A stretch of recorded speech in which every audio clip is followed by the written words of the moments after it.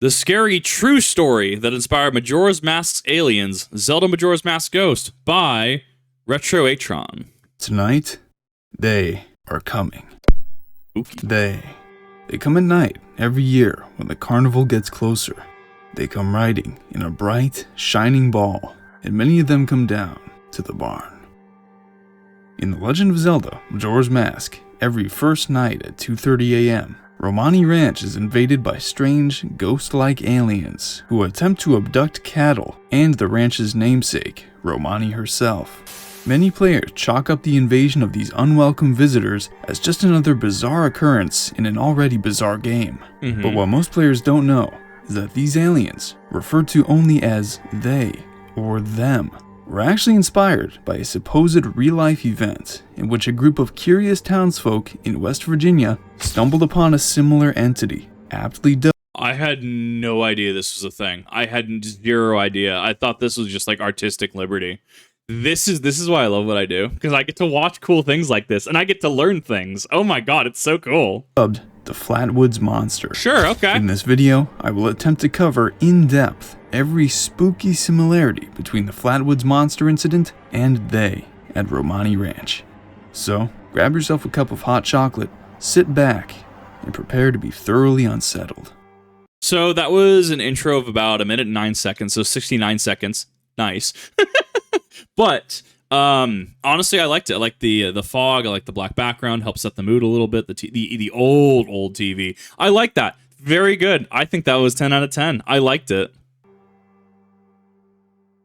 It was during the cool evening hours of September 12th, 1952, in the town of Flatwoods, West Virginia. Okay. Two young brothers, Edward and Fred May, and their older friend, Eugene Lemon, who was a member of the National Guard, were playing football on their school playground amongst a group of other boys when they notice a red object streaking across the sky, roughly 200 feet above them.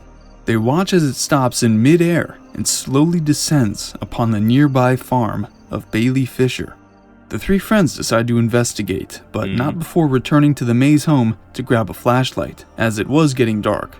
Kathleen May, the two boys' mother, after hearing how excited they were, decided to go with them, along with two other young boys from their neighborhood, Neil Nunley and Ronald Shaver. Eugene Lemon's dog also comes along. They arrive at Fisher's farm after coming down a pathway that had been blocked by a locked gate. Lemon's dog runs ahead of the group, and in a mere matter of minutes comes running back down the pathway with its tail tucked between its legs. This is content that's right up my alley. This is not something I feel I can react to en masse in regards to spooky content. I have absolutely had entire weeks where I've delved real spooky urbex content, Reddit threads where just people explain their quote unquote experiences, right? But obviously, as it's the internet, you have to take everything with a grain of salt. Contrary to popular belief, not everything on the internet is 100% true. There's people that stretch the truth a little bit. Fish gets bigger every time. People can with anonymity post anything they want. But at the very least, this kind of content, it really does interest me. It's such a, I don't know, how do I word it? It's not quite like Amnesia, The Dark Descent levels of spook, but it's not like Dead Space where it's just a thriller. IRL, urbex, meeting things, cryptids, it's SCPs, oh my god, it's so good. That type of content has a special place in my heart, but it really has a dedicated spot in the algorithm. The group eventually comes upon the site of a landed, pear-shaped craft that pulsated at regular intervals between red and orange. A mysterious mist covered the ground around the craft, and a stifling smell of sulfur, or what was later described as a sickening burnt metallic odor, was in the air. Lemon, who was leading the group, noticed what he thought were large animal eyes, like an opossum's, in the tree branches to their left. He shone his flashlight in the direction of the eyes to unveil the unsightly creature that would later become the Flatwoods monster. So, interesting thing here, and this is how I feel that misconceptions could be, not to outright dismiss it, right? What you could say is that this was 1952, right? So we're pretty well along in the Cold War at this point in time, right? World War II wrapped up in about 45, 52. I mean, Soviet Union doing some fun stuff over there. U.S. doing some fun stuff over here with our nuclear program, up through, God, I don't even know, up through, I think we're still doing stuff. I I have to double check on an end date on that. But like, you know, Cold War. So it's not impossible to say that something, some core something ended up landing, right? Anything that would, you know, be as hot as to glow red or potentially glow red and orange, right? I mean, you're looking at something that's going to be generating a lot of heat. West Virginia is the cryptid. You know what? I accept this as an answer. But I mean, in terms of like glowing green eyes, right? Or glowing yellow eyes in this case, right? Let's look at Fallout New Vegas, right? The ghosts from Fallout New Vegas. Would you not say if you met if there was no light in a building, right? And you just, you know, see these pair of green eyes turn to you, you could hypothetically mistake that as some sort of, you know, some sort of monster, right? Well, I mean, the ghosts are already monsters, let's be real. But you get what I'm saying, right?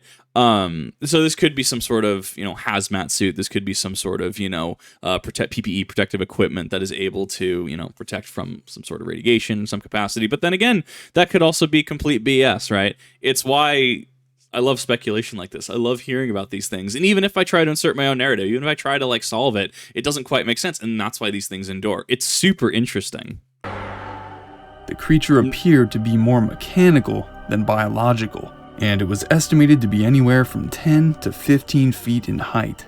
Its torso was covered by a cloth-like pleated skirt. Its head was helmeted and shaped like an ace of spades. Its eyes were like portholes, protruding slightly from the head and emitting a bright beam of greenish-orange light. It had no nose or mouth. Description. Well, that debunks what I've said. Of the arms varied among the group, but most agreed that it had stubby arms at the shoulders that ended in long, clawed fingers. At first, the creature appeared to be scanning the area from the hilltop with its beaming eyes, but it quickly turned to face Lemon and began to float toward the group, causing Lemon to fall backwards and the group to flee quickly. Lemon. That also, if it did in fact float, I mean, that also rules out any sort of, you know, widely used mechanics, animatronic, like how we have, like, you know, drones that deal with explosive ordnance, right? You know, anything on wheels, anything on tracks, anything like that. Like that dismisses that because, you know, I mean, there was that whole jetpack thing that people were doing. What was it, circa 2019, 2020, where people were really trying to go hard into jetpacks. But I mean, like, I unless there's some CIA secret black ops technology, but we see how we have to go into the wild realm of speculation to even make that make sense. Dropped his flashlight in the mist as he fell, and leaning down to pick it up, his face went directly into the mist that covered the ground. The group was able to retreat from the landing site as the creature returned to it. The group fled back to the May house, and the entire group became nauseous and experienced convulsions after their encounter with the creature, and having been exposed to the strange sulfuric mist. I mean, sickness would make sense. It'd be in line with radiation poisoning, right? Hypothetically. I mean, it would depend if there was any lasting health effects, but I'm assuming that's not going to be the purvey of this video. That being said, headaches as well, like, that does also line up with radiation poisoning. I mean, yeah. Lemon in particular had passed out, and a doctor was called who woke him with smelling salt. His nose and throat were noted to be so swollen that it was as if he had been exposed to mustard gas. With the story now fresh in mind, it's clear to see that this case shares many direct parallels to them in Majora's Mask. Let's examine those parallels in depth. In general, both events take place on farms whose passage had been blocked. Both events contain the emergence of creatures that float around ominously and threateningly. Many of the finer details align as well. Take, for instance, the appearance of the craft, a reddish-orange pulsating ball of light. This bright, shining ball is seen descending on Romani Ranch, which they come riding in. It can also be seen taking off when they have been defeated, or, if you fail the mission, stealing the cows from the barn and abducting Romani. I feel like that was a little bit of a hard transition, but I'm trying to think how you would transition that, right? Like, because there's two halves to this. Effectively, this would be a script that's written in two halves. One about the Flatwoods monster, and the second about its things in Majora's Mask. How it's trying to figure out how you bridge that for your average audience member, and I'm trying to think about it because it was pretty sudden. I'm trying to think, like, maybe you have like an intermediary kind of paragraph where you look at it and you go over. I don't know. Like, that's so weird. Like, it was sudden. I can see that, but I don't know how you address it. So therefore, unless I have something to bring to the table, I'm going to just regard it as a null critique on my part. Now, about the appearance of the creatures. Their general shape is very close to how the Flatwoods monster was described. Their heads are indeed shaped like the ace of spades, and their torsos are clothed in what looks to be the pleated skirt described by Kathleen May. They indeed have long, clawed fingers, and their eyes are exactly how the Flatwoods monsters were described, as beaming greenish-orange light from within. They are also quite tall in comparison to Link, matching the 10 to 15 foot height estimate given by the witnesses. There's even a dog present to witness the creatures, just like in the Flatwoods encounter. Yeah, actually. Most eerily, however, when Romani is abducted by them and is returned on the second day, she appears despondent. Her speech is slow and confused, and she shakes her head in her hands as if she's spasming involuntarily. Her behavior is eerily similar to the nausea and convulsions experienced by the Flatwoods witnesses. Yeah, no, knowing the source material, that makes so much more sense now.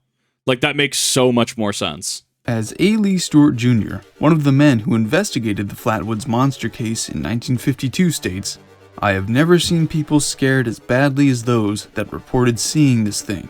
I said to one man, I would have given $100 to have seen that thing. He replied, I would have given $1,000 if you had seen it in my place." I wonder if Romani felt the same way. Which is really interesting to think about, because how many people nowadays, right, if they heard that like there was the Flatwoods monster was sighted in an area, right? How many people are going out there, right? How many people are like, bro, you don't even have to pay me, I'll just go. Like, we're going, Mothman.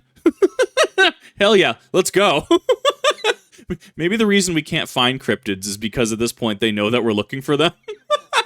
And they're like, nah, humans are crazy, bro. While nobody from Nintendo has named the Flatwoods monster as the inspiration for them, it's clear that the creative team knew the case quite well and modeled much of this segment after the encounter. Eiji Aonuma, when asked about the inclusion of these aliens, only mentioned that they were included because he thought they'd be scary and that UFOs were a hot topic in Japan at the time. And judging by Breath of the Wild's design team, UFOs and aliens almost made a comeback in Zelda. Concept art for the game shows one designer's idea of having a large flying saucer that comes from space and abducts cattle. That's cool. Much like what we saw in Majora's Mask. Leave the cows alone! Seeing as Tears of the Kingdom was born from the DLC ideas for Breath of the Wild, perhaps they will make a return. Just hope that you don't see two shining eyes peering into your bedroom window tonight. Thank you all so much for watching, and be sure to subscribe for more, my Hylians.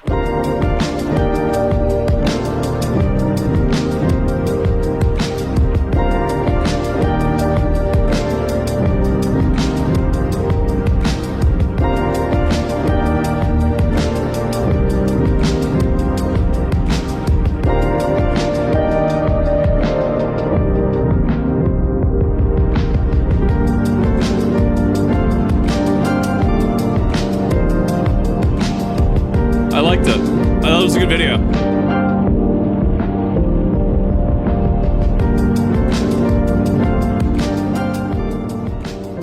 I thought it was a great video personally. This is one of those that I looked at. I actually went into this not knowing the source material for this. I thought that this was just some sort of creative adventure, that kind of thing, some sort of creative hey, cool, creative liberties. But no, the fact that this is actually linked to a cryptid type thing makes my fascination in it make a lot more sense, because it just works. Yeah, I hadn't heard of this until literally this point. So I definitely want to thank the original creator for this, for one, bringing this to my attention, two, making such a great video. As I said, I feel like it was there was a disconnect for me as a viewer, and I don't know if your metrics will show that. But it was good. I liked it. I don't know how you bridge that gap between the Flatwoods monster and the parallels. I don't know how you ease that in. But I liked it. I thought it was a good video, honestly. And I like watching videos like this because, I mean, sure, you can watch, well-established channels. You can watch, somebody with 2 million subscribers. But there's also something different about, someone, coming into the game, a year ago. This only has 2,500 views. Like, I get it. Zelda, niche topic. Majora's Mask, even more niche of a topic, right? But this was good. I liked this. So what I can recommend, and down in the description down below, you will see a link to Retroatron's channel, as well as this original video. I absolutely recommend that you go check it out, especially if you're a fan of, the spooky cryptids, supernatural. Even if you just put it on because, hey, man brought up the Flatwoods monster, right? Like, I honestly really enjoyed this. And as always, when I react to somebody new, if I'm not sure where they stand on React content, I try to be as transformative as I can, and I try to make sure I cite my sources and get people to go to the original video. But if they are not okay with it, they're more than happy to reach out to me, more than happy to say, hey, not really okay with React content. Thank you, Kip, but please take it down or keep it up. I leave it up to the creator. I want to respect their wishes. So thank you for watching. Definitely go check them out in the description down below. I'll see you in the next one.